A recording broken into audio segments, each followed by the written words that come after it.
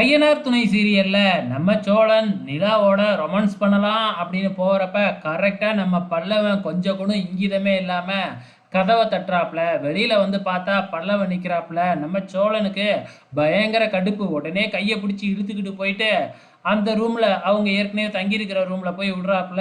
இவன் மாட்டுக்கு வந்து எங்கள் ரூமு கதவை தட்டுறான் அப்படின்ன உடனே இதுக்குடா இந்த நேரத்தில் அந்த ரூமுக்கு போனேன் அப்படின்னு பல்லவனை பிடிச்சி திட்டிக்கிட்டு இருக்கிறாங்க.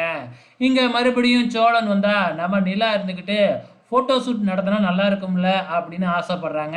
அவ்வளோதானே, நாளைக்கே நம்ம ஃபோட்டோ ஷூட் எடுத்துடலாம், நீ நல்ல ட்ரெஸ்ஸாக பண்ணிக்கிட்டு வா அப்படின்னு சோழன் சொல்ல, இதுக்கும் இருக்கட்டும்னு ஒரு புடவை எடுத்து வச்சிருக்கேன் அப்படின்னு சொல்கிறாங்க.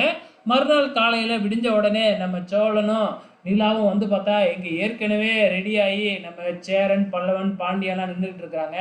இவங்க எதுக்கு இங்கே வந்தாங்க அப்படின்னு கேட்குறப்ப, நான் தான் வர சொன்னேன், நம்ம ரெண்டு பேரும் போய் எப்படி ஃபோட்டோ எடுக்க முடியும், நம்மளை ஃபோட்டோ எடுக்கிறதுக்கு ஆள் தேவையில்ல, அதுக்கு தான் கூப்பிட்டேன் அப்படின்னு எல்லாத்தையும் அழைச்சிக்கிட்டு அப்படியே காட்டு பக்கமாக போய்கிட்டு இருக்கிறாப்புல நம்ம சோழன். அப்போ வந்து பார்த்திங்கன்னா ஒருத்தவங்க தேன் விற்றுக்கிட்டு வராங்க.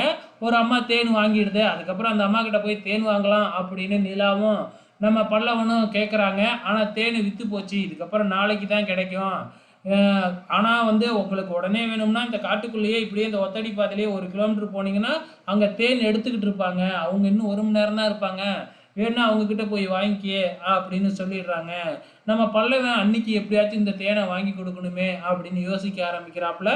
ஆனாலும் போகலை. இப்பொழுதுக்கு ஃபோட்டோ தான் விதவிதமாக எல்லாம் எடுத்துக்கிட்டு இருக்கிறாங்க.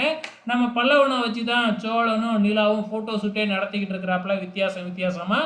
இன்னும் எபிசோடை பொறுத்தளவு இதோட முடிஞ்சிருச்சு. வெயிட் பண்ணி பார்க்கலாம் நாளைக்கு என்ன நடக்க போகுதுன்னு.